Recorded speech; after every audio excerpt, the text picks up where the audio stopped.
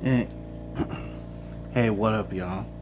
I got a Karen Reed update, not Karen Reed update, a Lori Bell Daybell update, and shout out to Court TV and Vinny Paulton. He actually has a timeline of the case from beginning to end. Let's get into it.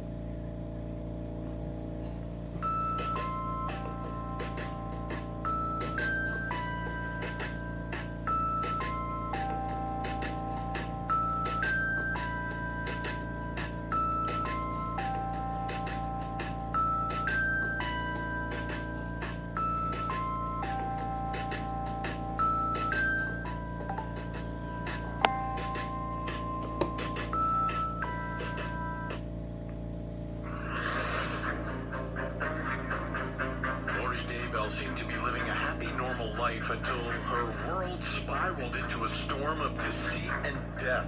By early 2019, her marriage to Charles Vallow was unraveling, damaged by Lori's entanglement with Chad Daybell, a self-styled prophet who talked about apocalyptic visions and past life connections. Their affair was built on doomsday prophecies and cast a black cloud over the Vallow household.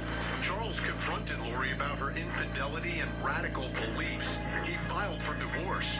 Fearful for his life, he sought protection, revealing Lori's chilling threats and erratic behavior. Everything came to a head on July 11th, 2019. Charles arrived at Lori's residence in Chandler, Arizona to pick up their son, JJ. An altercation erupted, culminating in Lori's brother, Alex Cox, fatally shooting Charles. Cox claimed self-defense, alleging Charles had attacked him with a baseball bat. In the aftermath, Lori and Chad's bond deepened, their union sealed in marriage just weeks after Chad's wife, Tammy, died under mysterious circumstances.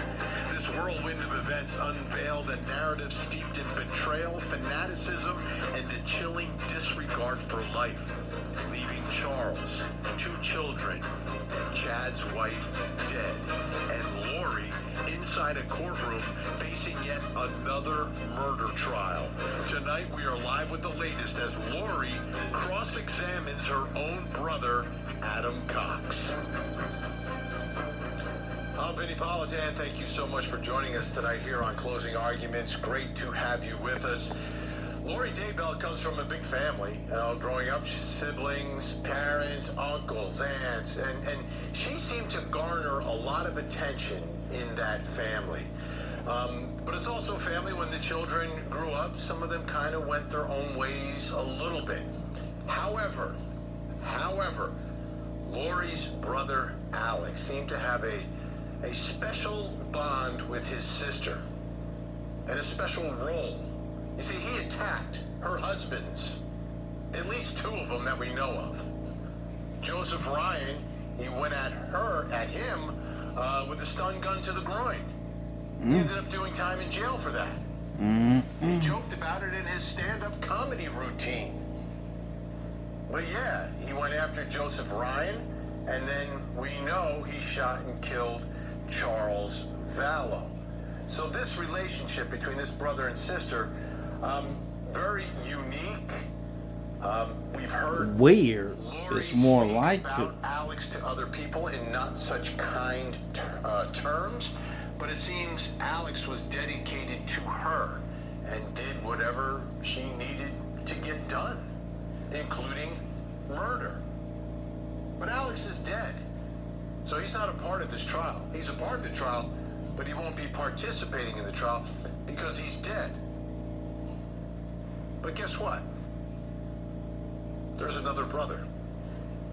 His name is Adam. So Lori, there's two brothers connected to this case to a certain extent because Adam was a witness in this case today. Adam Cox. Now, Adam and Lori's relationship, I think, was pretty normal when they were growing up. I think when they got older, they didn't spend as much time together because of Adam's profession. He was in the radio business and traveled around and had jobs in different places around the country. But he's a part of this case. So if you testify in this trial, when, if you're called by the prosecution, you are then cross-examined by the defendant. His sister, sibling cross-examination. That's what happened today inside of the courtroom.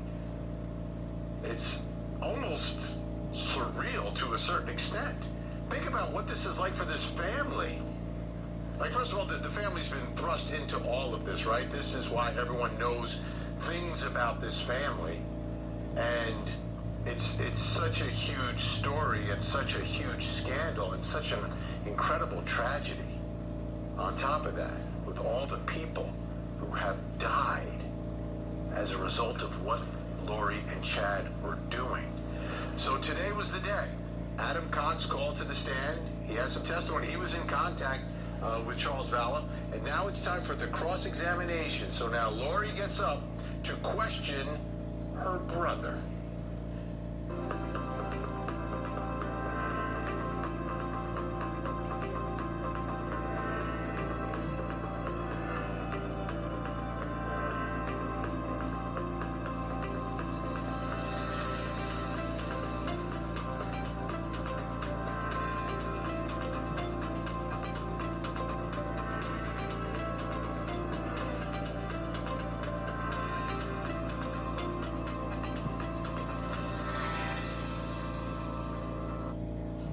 Mr. Cox, how long has it been since we've seen each other in person?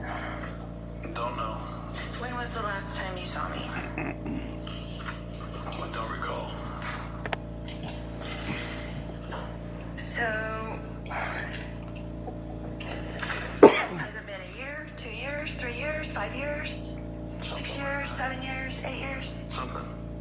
Okay, so you have no idea. Nope. You have no idea when the last time you saw me in person. I don't know the year or how many years it's been. Okay, so did you see me at Colby's wedding in January 2018? No, I was not there.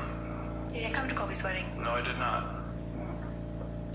So did you see me sometime that year at my house Possibly. where Colby got married? That house. I did see you at that house, yes. At least one time. Yes. So possibly in 2018. Yes. And when was the last time we had any communications? The last time I remember our communications was you and I were speaking in the kitchen when the family was over. Okay, so you think that was that time in 2018? I think so. Okay. And were we eating my green chili chicken enchiladas? Do not remember that. You do not remember that? No. So I made every time we had a family get together, which was like 10 times a year? I don't remember that. Okay. So right now it's 2025, is that correct? Yes. And so we haven't spoken in about 8 years? Would that be correct? It's probably 7 or 8 years. Okay. So would you say up until that point that how often would we communicate before that? Before what? Before 2018? Probably on a regular basis. Once a month, twice a month, 3 times a month. You know of us living in Hawaii and you were living in Kansas at the time? Yes. And in your career, you lived in lots of different places, is that correct? Yes. Austin, Yes. Dallas, Yes. New York, Yes. Wichita, Yes. Sacramento. Yes. Did I miss anything? Others. And I was in Texas, Yes. Arizona, Yes. Hawaii. Yes. So would you say that we were not physically close during the past 20 years? Yes, I would say that. So, Mr. Cox, did you see or hear or personally witness me conspire with my brother Alex Cox to murder my husband Charles Vallow?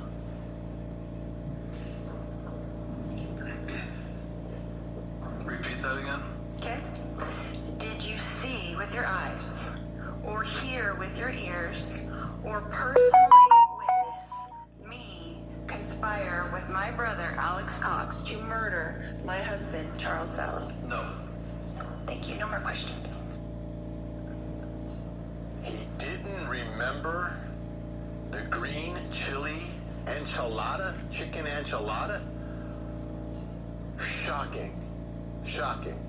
Mr. Cox did not remember that. Wow. What was it like Who inside the cares? courtroom during that moment? Let's bring in Court TV legal correspondent Kelly Craft joining us live from Arizona. I'm trying to think, Kelly. I've been at Court TV a long time. I've seen a lot of trials. I don't think I've ever seen a sibling cross-examination. That might be a first. What was it like inside the court? Hey, Vinny, it was something to see. I can tell you that. In regard to the green enchiladas, she seemed disappointed that he did not remember them. She was saying, I made them for years for the family, but he did not remember them. It was as if when I was sitting there, it felt like Adam was looking at Lori, wanting to be like, come on, I know you're in there somewhere. And it was as if he was just trying to pull something out of her by like looking at her. She did not address him by his first name, which has been a change from what she has done with other witnesses that we have seen throughout this trial, Vinny. She's been going up there saying the first name and the last name. Her own brother she did not refer to as Adam. She referred to him as Mr. Cox. That question on cross-examination, I do think that was a very solid question, a very good question by her, asking if she saw or heard anything about her and their brother conspiring. He said no. She actually had to ask it twice. But then on redirect, there was something from the prosecutor which got him to say more regarding that conspiracy. Why don't we go ahead and play that for our viewers? When you were talking to your family after this happened, did you actually tell them that you believed that Lori and Alex had conspired to kill Charles? Yes. Why was that? Because Lori had told people that Charles was no longer living, that some guy named Ned was inside of his body, that there's a zombie living inside of him. And Weird Alex shit. didn't respond to any of my text messages when I was supposed to be with him. And he was at that house that morning. This March, it's time to unleash your inner health hero with Ivy. Are you ready to embark on your... This is when I was supposed to be with him. And he was at that house that morning. And so he went on to say that he had no doubt that Lori and his brother did conspire to murder Charles. It was interesting because on redirect, Lori began to object, and she said that it was outside the scope, the prosecutor's redirect. The judge allowed the prosecutor to proceed, but after she was done asking those questions, the judge came back, Vinny, and said Lori was technically right, that the redirect was outside the scope. He gave Lori a chance to cross-examine. She chose not to. Such an interesting dynamic. And to brother and sister and brother, and here they are. And it was interesting when she referenced Alex, she said my brother Alex, not our brother Alex. I thought that was interesting as well. Okay, other than Mr. Cox, any other witnesses today? Yeah, some really big witnesses after Adam, so a lot of interesting testimony today. Serena Sharp, a friend of Lori's, she took the stand, and it got a little heated when Lori was cross-examining her as well, because Lori was asking her about her testimony, being under God, what she knows, if she heard her actually saying the word zombies. Why don't we go ahead and play a little bit of Serena's testimony? Sharp, did you take an oath when you came into this courtroom today? Yes, I did. Did you raise your hand? Yes, I did. Did you swear to tell the truth? Yes, I did. The whole truth? Yes. Nothing but the truth? Yes. So help you who? God. So can we agree that this court acknowledges that your testimony here today will be accountable to God? Your Honor, I would object to the relevance of this. Sustained. Any extensive note-taking today going on between Adam Cox on the stand, Serena Sharp, and then also another big witness. We were actually surprised the state did call Kay Woodcock because it was getting close to the end of the day, but the state did call Kay. This is Charles Vallow's sister as a witness. Why don't we go ahead and play a little bit of her testimony? In 2019, again, without going into what Charles said, did you ever believe that Charles was concerned for his safety? Charles was absolutely concerned for his safety. Lori had sent me a text, I think it was on a Thursday, that she and Charles were fighting because of some stuff she came up with, and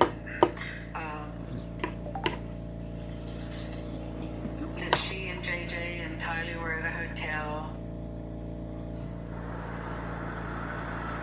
So that was kind of in the beginning of Kay's testimony, talking about how Charles was kind of getting afraid for his life, concerned about his safety. Eventually, she did become emotional on the stand, talking about the death of her brother and several times using the word murder. Vinny? And you talk about everything that's happened here. Kay and her husband Larry Woodcock, really the driving force behind peeling back all the layers of what Lori and Chad did. And it all really began with trying to find JJ and reporting him missing. That set everything in motion. That is now culminating with this trial in Arizona. Kelly Craft, thank you so much. Let's bring in our think tank. Joining us tonight, private investigator with more than 20 years experience, Jason Jensen. Also with us, retired criminal defense attorney Kirk Nerby, and former federal prosecutor, president of the West Coast Trial Lawyers, Nima Romani, with us. Base layer V-series LED exposure units are designed to perform. Okay, Kirk, I want to begin with you and what you think of what we've seen so far in this cross-examination by Lori Daybell inside the infamous Maricopa County Courthouse where you spent many, many years. Yeah, she's really not doing herself any favors. I think she keeps shooting herself in the foot at every opportunity.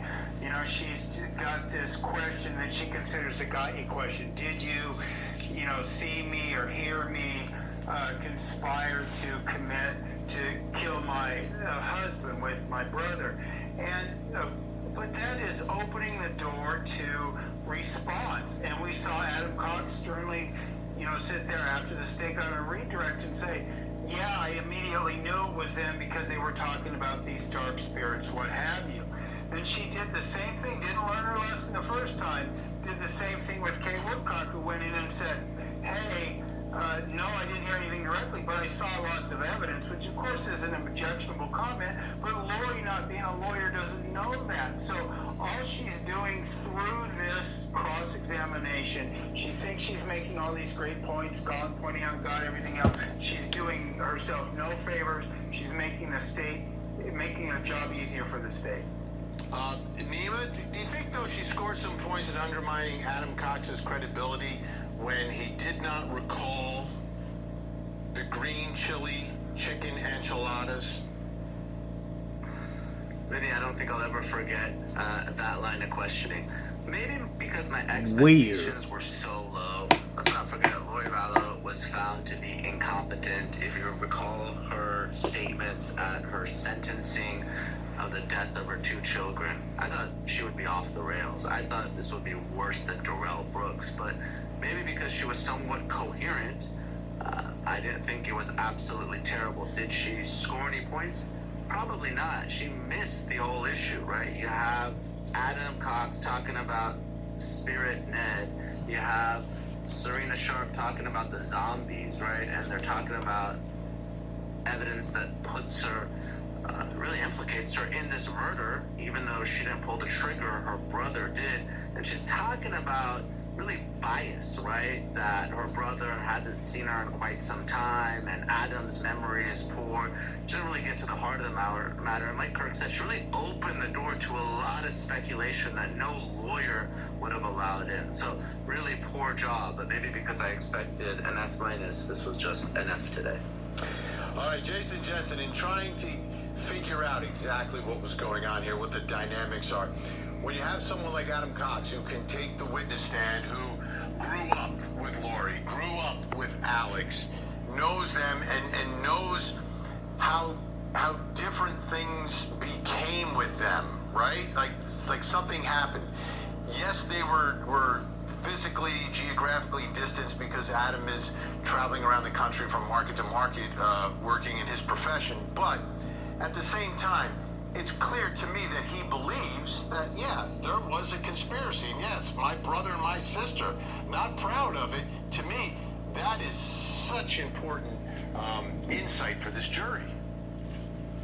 Right, the thing that was very clear to me is the fact that Lori's grilling Adam about how estranged they had become doesn't serve her well, because what she really needed to focus on was how this is aberrant behavior. This is, something that would not be within her character or Alex, and that is there a possibility that this was self-defense? Because bear in mind, there was an injury and there was conversation of Alex had with Chandler police before all this went down.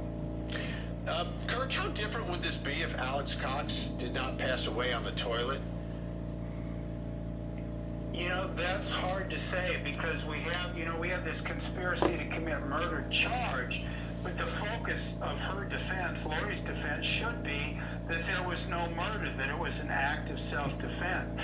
So if Mr. Cox were still alive, and wait, Kirk, when you say Mr. Cox, you have to, which one? Because Lori was referring to Adam as Mr. Cox, just so there's no confusion. That's right. Okay, when we instructed Alan Cox, the deceased, if he were tried first, if they used this evidence and he were tried first, that would make this a completely different ballgame now, because he would have been convicted of a murder. That evidence would have come forward, and then that issue wouldn't even be apparent. But the thing is, for the state, is that Miss Vallow doesn't seem to be convinced, or I understand that that's the issue. This is a conspiracy to commit murder. It's not an enchilada case. It really relates to the murder. And she's not fixating on the fact that there wasn't a murder. Chandler police made that conclusion years ago. The whole enchilada. All right, Jason Jensen, Kirk Durbin, Nima Ramani staying with us. When we come back, we're going to have more from the Maricopa County Courthouse, taking a look at some of the other testimony from today and some of the issues crucial to this case, plus coming up next hour. Tonight, a Vinnie Politan investigates the retrial of the century. Jury selection is on schedule, and this trial is starting next week with opening statements tonight. We take a deep dive into the defense. What exactly is the defense's theory? Tonight, we investigate. Join Core TV's Vinnie Politan with the latest and breaking true crime stories. Now, let's look at the other side of all of that. Vinnie Politan investigates tonight, 9/8 Central, only on Court TV. I'm confessing to a murder. I did it. I'm your worst nightmare, David. Interview with a Killer. New season premieres Sunday at 8, only on Court TV. Done. I've tried to support her as much as I could, but it's got me really, really bad lately. She's had a break. She says, I'm Nick Schneider. I've taken over Charles's body, and Charles has been killed. I'm going to kill you. You're going to be murdered today, tomorrow. So for Charles Vallow, it was clear something was wrong with Lori, that something was really wrong, that she's saying that he's dead, he's possessed, he's this guy. He says Nick Schneider, it's actually, I believe, Ned Schneider. But all this, this very bizarre behavior think he also knew it was dangerous to a certain extent. He was trying and reaching out, trying to get help, but no one was apparently able to help him and to save him from Lori. Today in the courtroom, Christina Atwood testified, defendant's former friend, so this is Lori's former friend, talking about these same issues about Lori talking about Charles. Did that help refresh your recollection as to whether or not Lori had ever told you that her husband Charles was possessed? Yes. And did it help refresh your recollection as to whether or not Lori Vallow had told you that her husband was possessed by some spirit that had a name? Yes. And at that time you could not recall what the name was? Correct. Did you hear Lori speak about Charles being possessed more than once? Yes. On more than one occasion? Yes. Did she tell you, as well as the other women who were at this meeting in February, that her husband was possessed? Yes. Did you ever participate in any castings?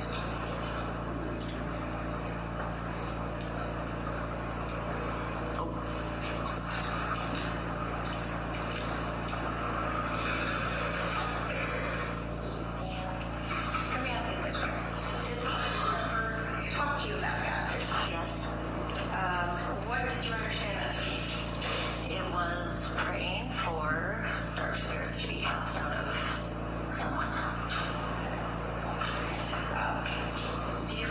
Were you ever involved in a casting for her husband? I was in her presence when she prayed for that. So it was a real thing, and she was not keeping this private. She was publicly talking to other people about these dark spirits. Let's bring back in our think tank, still here. Jason Jensen, Kirk Nerby, Nima Ramani. Jason, to me, this has always been one of those issues. And I think it's a big issue about what is really going on between the ears of Lori Daybell.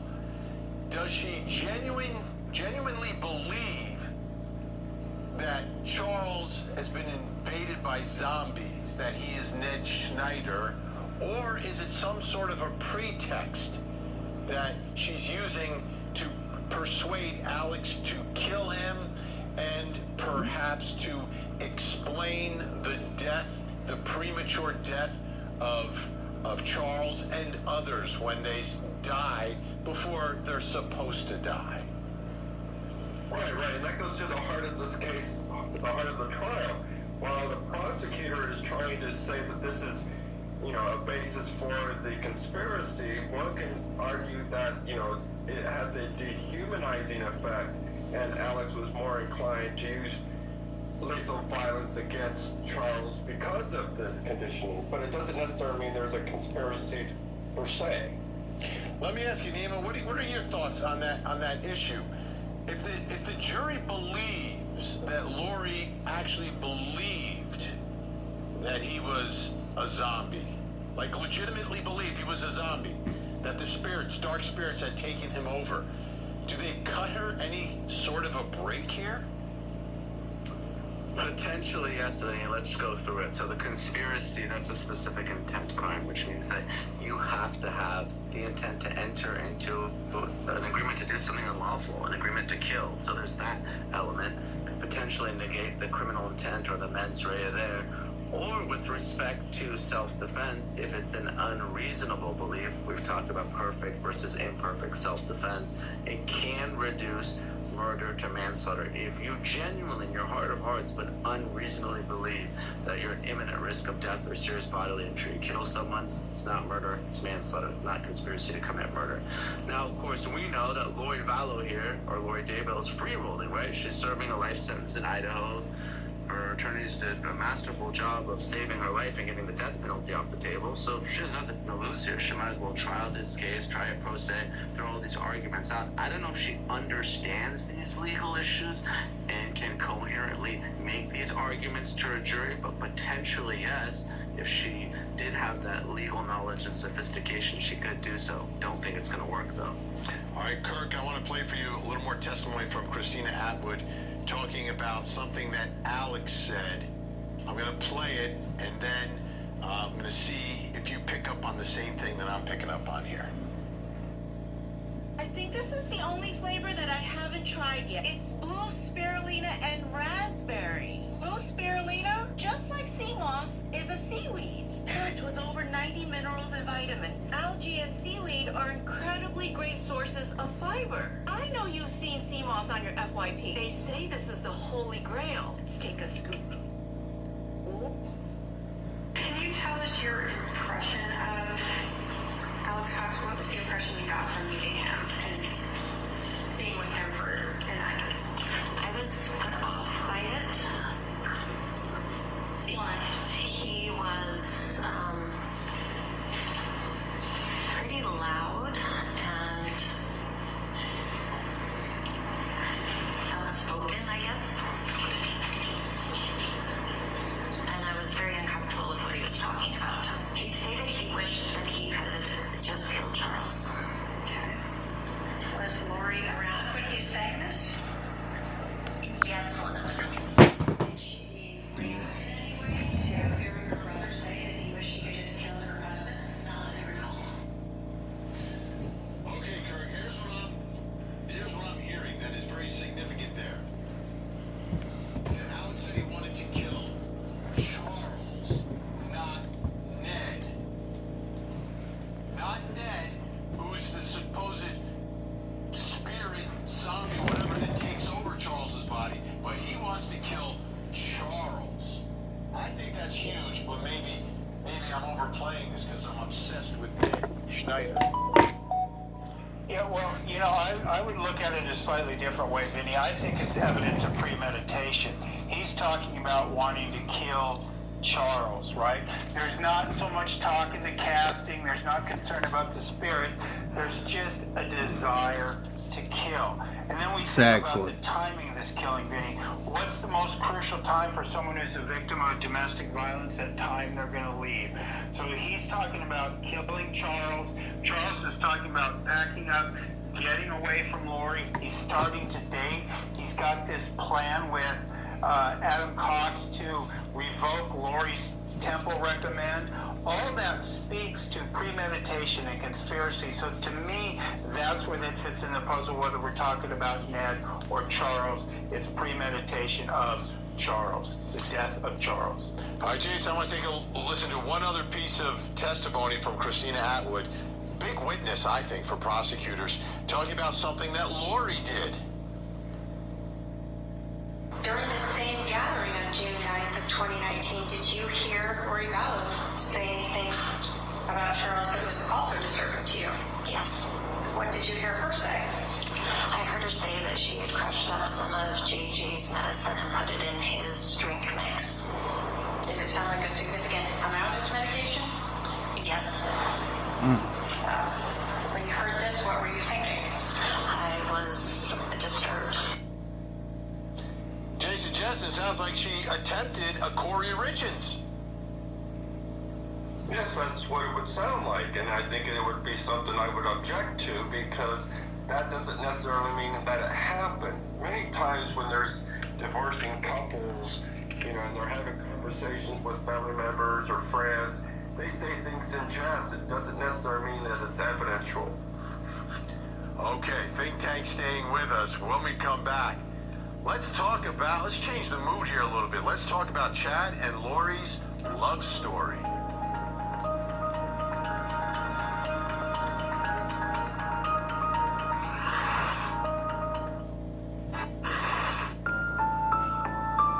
In your review of those messages, did they appear to reference and correspond with the James and Elena, the characters? They did. Was there indication in there that the events in James and Elena were occurring in real life? It appeared to, yes. Again, as you were compiling and pulling the messages related to James and Elena, did you, in your opinion, did it mirror events occurring in real life with Chad and Lori? Yes. I have no further questions. Chad Daybell's an author, very prolific, wrote and self-published a whole bunch of these books that, Lori read and became infatuated with them. But Chad also wrote a novella about these two characters, James and Elena, whose lives seem to mirror Chad and Lori. So let's take a look at the Chad and Lori timeline first. We begin in 1990. Chad and Tammy Daybell get married. Everything seems set up. Nice, clean, great life. Lots of kids living in God's country, right? 2006, Lori and Charles Vallow married. Finally, Lori, on husband number 4, finds the man that, is just a rock is solid. 2015, Chad and Tammy Daybell moved from Springville, Utah to Salem, Idaho. The fall of 2018, Lori Vallow meets Chad Daybell at a religious conference in St. George, Utah, and there it begins. July 11th, 2019, Lori's brother Alex Cox shoots and kills Charles Vallow in Arizona. August of 2019, Lori, Tylee, JJ, and Alex moved to where? Rexburg, Idaho, close to Chad. September 8th, 2019, Tylee Ryan is last seen alive. September 8th, 2019, Chad Daybell signs an application to increase his wife Tammy's life insurance policy. September 22nd, 2019, JJ Vallow is last seen alive. October 19th, 2019, Tammy Daybell found dead in her home in Salem, Idaho.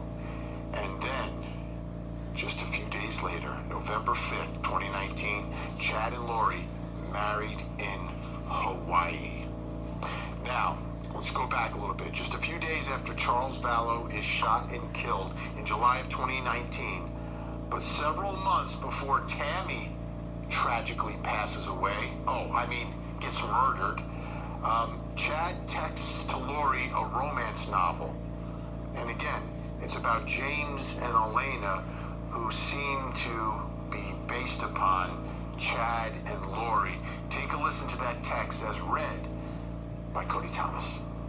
But on the morning of October 26th, James arrived in St. George, still a bit baffled by the message he had received.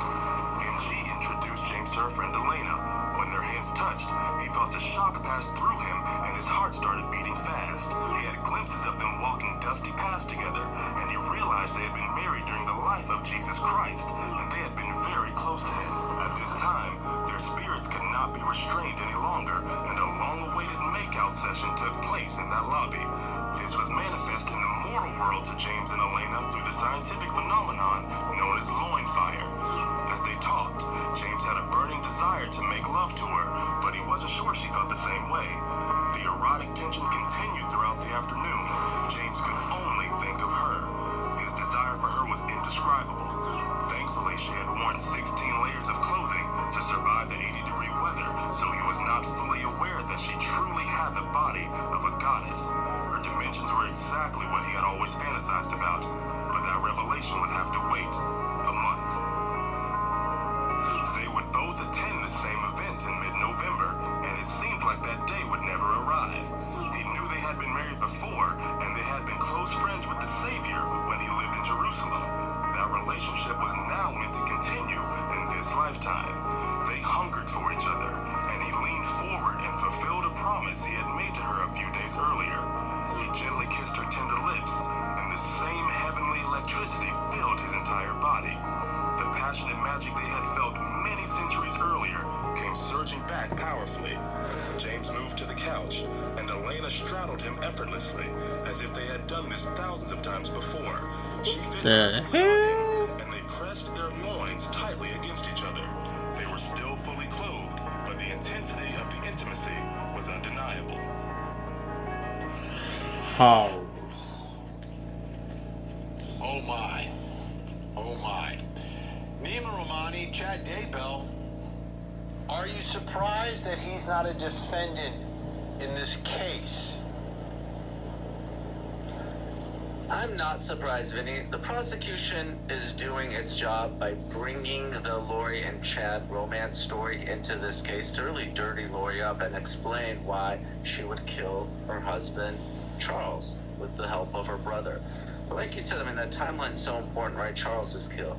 Then Tammy Daybell is killed a short time thereafter. The kids disappear. Chad and Lori are in Hawaii. We're covering this on Court TV almost every day when the kids are missing. This was big, big news. lose it. This was the doomsday cult couple. They thought the world was going to end, the apocalypse in 2020. The pandemic happens. Vinny, you're covering it from home. We're covering this case from home. I remember it vividly. The story absolutely is relevant to the Charles murder, but you can't try that case within this case, so the prosecution is doing enough. It kind of reminds me of actually Bob Durst, when the trial was really about Susan Berman, but they bring in evidence of these other murders, 2 other murders, to dirty up that defendant and explain why Durst would kill his best friend. Same thing here. This is a good explainer motive for why Lori would kill her husband, but you don't want to bring in all that evidence in this case when you really have a slam dunk, or as you like to say, Vinny, a layup with a pro se defendant who's not represented. It's a layup. Slam dunks are not easy. Try doing one. No one on this panel tonight, I don't think, can do a slam dunk. Maybe Kirk back in the day, because he's huge. What are you, like 6'10"? But I certainly could never do a slam dunk. So, Kirk, do you want to talk about the loin fire, or what do you want to talk about? I want to make sure Cody's okay after having to read all that stuff, because that was pretty darn tough read. I don't know how he got through it. But listen, Betty, I think Nima's right as it relates to the point of not being able to bring Chad into this case.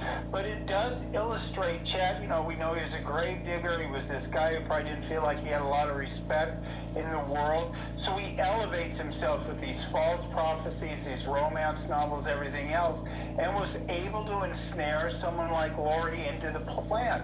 Whether that was because she wanted to, you know, be rid of her husband and have $1 million, or whether because she really believed in it, we're never going to know. But we know that her actions to be with Chad and to kind of live this fantasy life, this insane life, right, were done in order to, you know, her murder of Charles was done in order to facilitate this. So I think it's very clean of the prosecutors to focus simply on Lori. And Jason, Jess, when we talk about everything that has happened here, right, this is the 3rd trial that we've gone through. It seems every spring there's another Daybell trial. Looking at this, what happened here to me was fueled by this love affair / sex affair. They are lusting for one another. That is clear to me. But then there's also this whole thing about us leading the $144,000, and yeah, we want the $1 million life insurance policy. Right, it seems all too convenient, doesn't it?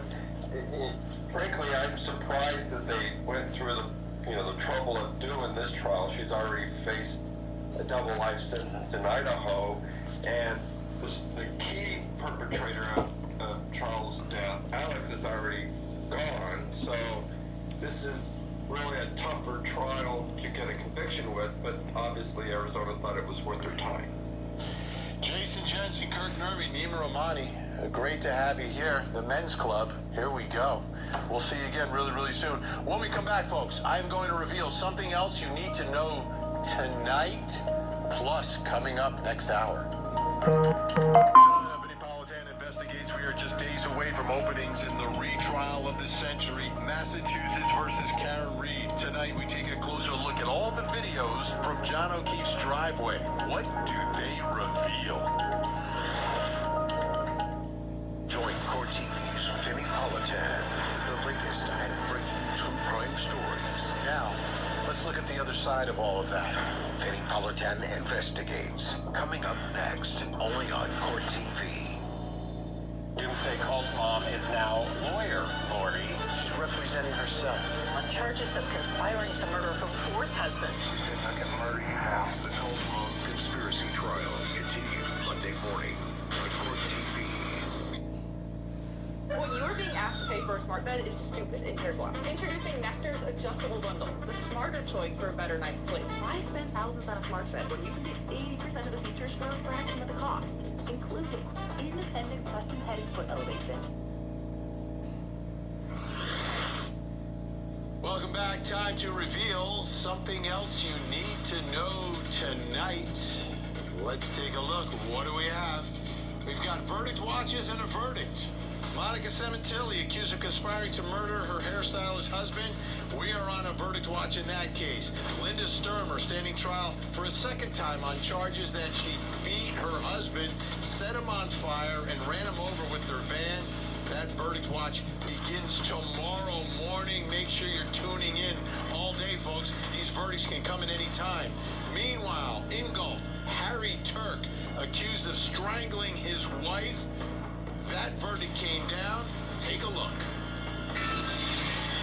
Madam Foreperson, what say you as to indictment number 2020 CR 0138, charging the defendant, Ingolf Turk, with murder? Is he guilty of any offense charged? He is. Guilty of what? He's guilty of voluntary manslaughter. By the way, folks, that's basically a victory for the defense. It wasn't murder. It was the voluntary manslaughter. Involuntary would have been better, but it's a victory for the defense, even though he's being escorted out of the courthouse in handcuffs. Dr. Ingolf Harry Turk